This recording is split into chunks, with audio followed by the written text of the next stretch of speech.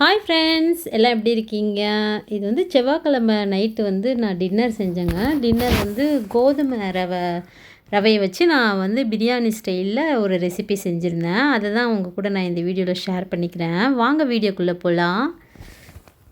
நான் இதில் சின்னதாக ஒரு விஷயமும் உங்கள் கூட ஷேர் பண்ணிக்கணும்னு ஆசைப்பட்றேங்க. நான் வந்துட்டு அதாவது என்னென்னா, இந்த பெரிய வெங்காயம் வந்து பாருங்கள், சின்ன சைஸ் இல்லை, பெரிய சைஸும் இல்லை, மீடியம் சைஸு.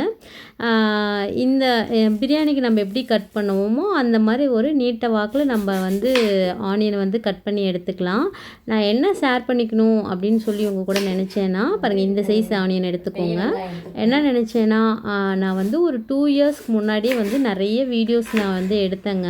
வந்து யூடியூப் சேனல் வந்து ஸ்டார்ட் பண்ணலாம், அப்லோட் பண்ணலாம் அப்படின்ட்டு. ஆனால் வந்து யாராவது கூட இருக்கிறவங்க இல்லை நம்மளை சுற்றி இருக்கிறவங்க யாராவது ஏதாவது சொல்லிடுவாங்களோ அப்படிங்கிற ஒரு தயக்கத்திலே நான் அந்த வீடியோஸ்லாம் நான் போடலை.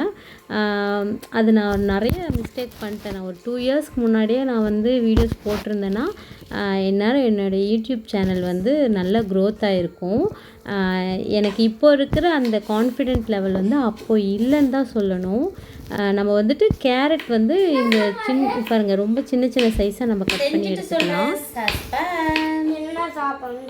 உனக்கு பிடிச்சது தான் கோதுமை பிரியாணி. பச்சை மிளகாய் 2 எடுத்துக்கலாங்க. நீட்ட வாக்கில் அதை வந்து கட் பண்ணிக்கலாம். அதுக்கப்புறம் பார்த்திங்கன்னா கொஞ்சம் பட்டாணி இருந்தது, நான் அது எடுத்துக்கிட்டேன். அதுக்கப்புறம் பீன்ஸ் இருந்தது, அது ஒரு 4 பீன்ஸ் எடுத்துக்கிட்டேன் நான்.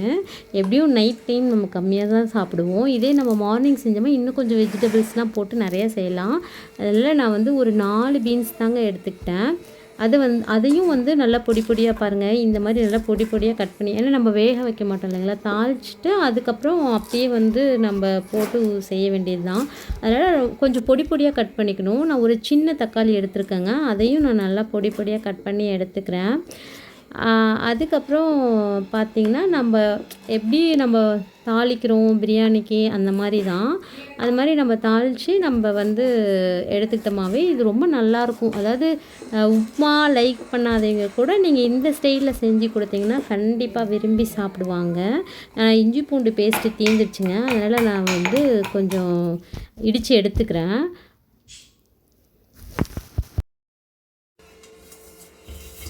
நம்ம வந்து இப்போ செய்ய ஆரம்பிக்கலாங்க. அதுக்கு கடாய் வந்து ஃபஸ்ட்டு வச்சுட்டு, கடாய் நல்லா ஹீட் ஆனதுக்கப்புறம் நம்ம வந்து கொஞ்சம் ஆயில் ஆட் பண்ணிட்டு, ஒரு பிரியாணி இலை, அதுக்கப்புறம் நம்ம பிரியாணிக்கு போடுவோங்க ஏலக்காய், கடற்பாசி, அதுக்கப்புறம் பார்த்திங்கன்னா ஜாதி பத்திரி, ஜாதிக்காய், இதெல்லாம் போட்டுட்டு, அதுக்கப்புறம் இஞ்சி பூண்டு நம்ம நசுக்கி வச்சோம் இல்லைங்களா, தட்டி வச்சோம் இல்லைங்களா, அதையும் போட்டுட்டு அது கொஞ்சம் வணங்கினதுக்கப்புறம் நம்ம வந்து கட் பண்ணி வச்ச ஆனியனை வந்து இதில் ஆட் பண்ணிக்கலாங்க.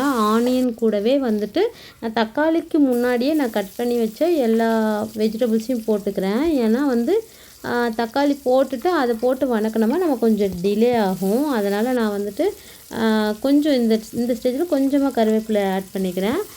நான் இப்போ வந்து கட் பண்ணி வச்ச எல்லா வெஜிடபிள்ஸையும் போட்டு நான் வணக்கி எடுத்துக்கிறேங்க. ஏன்னா இந்த மாதிரி நீங்கள் வணக்குனீங்கன்னா சீக்கிரம் வணங்கிடும் காய். அதனால தான் தக்காளிக்கு முன்னாடி போடுறேன். காய் வணங்கிறதுக்காக கொஞ்சம் சால்ட் ஆட் பண்ணலாம். அதுக்கப்புறம் தக்காளி வந்து நம்ம ஆட் பண்ணிவிட்டு நம்ம வந்து மூடி வச்சு நம்ம வணக்கினோமா சீக்கிரம் இது வணங்கிடும். இதில் வந்து சீக்கிரம் வேகக்கூடிய காய்கள் தான் இருக்குது. அதில் ஏன்னா ரொம்ப பொடி பொடியாக தானே கட் பண்ணி போட்டிருக்கோம், அதனால் சீக்கிரம் வெந்துடும். நம்ம இப்படி மூடி வச்சு வேக வச்சோமா சீக்கிரம் வந்துடும். அதுக்கப்புறம் நான் பாருங்கள் 125 கிராம் தாங்க எடுத்திருக்கேன். அதுக்கப்புறம் கொஞ்சம் கரம் மசாலா, அதுக்கப்புறம் பார்த்திங்கன்னா பிரியாணி மசாலா கொஞ்சமாக ஆட் பண்ணுறேங்க. ஏன்னா நம்ம 2 பச்சை மிளகா போட்டிருக்கோம், கம்மியாக தான் செய்ய போகிறோம், அதனால தான் கொஞ்சமாக தான் நான் ஆட் பண்ணிட்டேன்.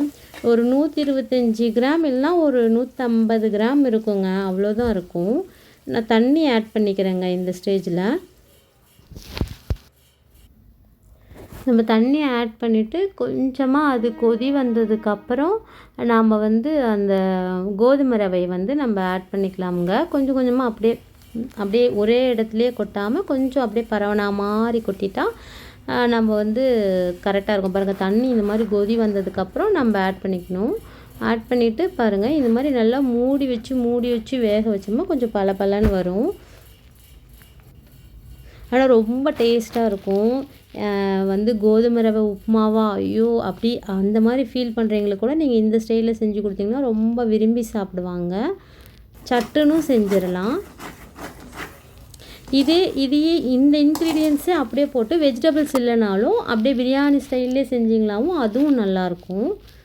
பாருங்கள் ரெடியாகி வந்துருச்சு. நம்ம இப்போ வந்து சாப்பிட வேண்டியதுதான். என்னுடைய வீடியோவை இப்போ தான் நீங்கள் புதுசாக பார்க்குறீங்க அப்படின்னா மறக்காமல் நீங்கள் வந்து சப்ஸ்கிரைப் பண்ணுங்கள். பக்கத்தில் இருக்கிற பெல் பட்டனையும் கிளிக் பண்ணுங்கள். அதுக்கப்புறம் இந்த வீடியோ மற்றவங்க யாராவது பார்க்கணும், உங்களுக்கு பிடிச்சிருக்கு, மற்றவங்களும் இதை வந்து பார்க்கணும் அப்படின்னு நீங்கள் விருப்பப்பட்டால் என்னுடைய வீடியோவை ஷேர் பண்ணுங்கள்.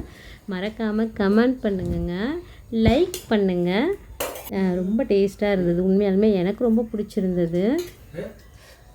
பொட்டாலாம் போட்டு செஞ்சேன். நான் ஃபஸ்ட்டெல்லாம் உப்புமானா ஒரு அடி ஓடுவேங்க. நான் சாப்பிடவே மாட்டேன். எப்போ மேரேஜ்க்கு அப்புறம் தான் நான் உப்புமாவே சாப்பிட ஆரம்பித்தேன்.